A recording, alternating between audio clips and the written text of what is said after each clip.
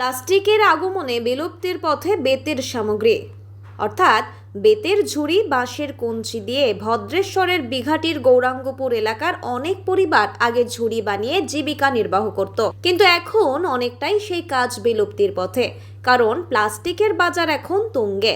আমরা এলাকা ঘুরে দেখলাম দুজনেই বেতের ঝুড়ি তৈরি করছে। এদের কাছ থেকে কিনে বালি, উত্তরপাড়া, হিন্দ মোটর, শ্রীরামপুর, শেওড়াফুলিতে নিয়ে গিয়ে অনেকেই বিক্রি করছে 30 টাকা, 40 টাকা, 50 টাকা এক একটি ঝুড়ির দাম। আগের থেকে দাম অনেক কমেছে, বিক্রিও কমেছে।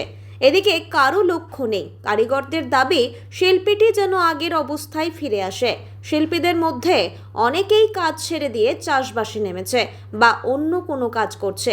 বেতের ঝুড়ি শিল্পের ঐতিহ্য বর্তমানে ধরে রেখেছে মাত্র 2টি পরিবার। সেটা কতদিন চলবে তার কোনো ঠিক নেই।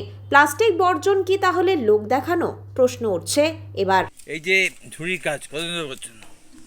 আজকে হচ্ছে 50-এর উপরে, 50-এর উপরে করছি। আচ্ছা, 75-এর উপরে বয়স হয়ে গেল, এখন একটু একটু করে করছি। এ করে কি জীবিকা নির্বাহ হচ্ছে? হ্যাঁ, কেমন বাজার কেমন?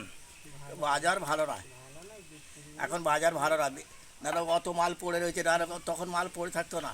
ভালো না হওয়ার কারণ কি? হ্যাঁ, ভালো না হওয়ার কারণ কি?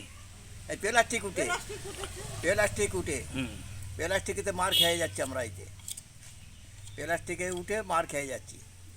আচ্ছা, কত তৈরি হয়? আগে কত হতো? আগে অনেক তৈরি হতো, অন্তত 50 ঘর তৈরি হতো খালি ঝুড়ি। আর এখন খালি এক ঘরই করি, আমি একলাই করি। হ্যাঁ, নাম কি আপনার? আমার নাম বাসুদেব রায়।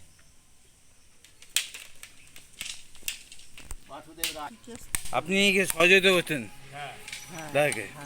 কি বলবেন? ওই আমরা যা করছি দুজনে করে খাচ্ছি, এখন ওই অভাবের জ্বালায় ঝুড়ি বিক্রি নেই, যা করে চলছে। ডাক্তারই খেয়ে ফেলছে।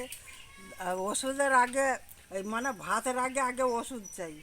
হ্যাঁ, কোত্থেকে কী জবাব, এখন একদম কাজ ফাজ করতেই পারছে না, কিছু না, বয়স হয়ে গেছে। ঝুড়ির দাম নেই বলে ওই টুকটুক করে করছে। ও বেশি কাজ করতো, এখন একদম পাচ্ছে না, ধুঁকে ধুঁকে করছে, যা 2-4টে ওইরকম করে। আগে কি বেশি হতো সব বাড়িতে? আগে আগে অনেক হতো, করতো। আপনার নাম? আমার নাম সনকা রায়। সনকা রায়।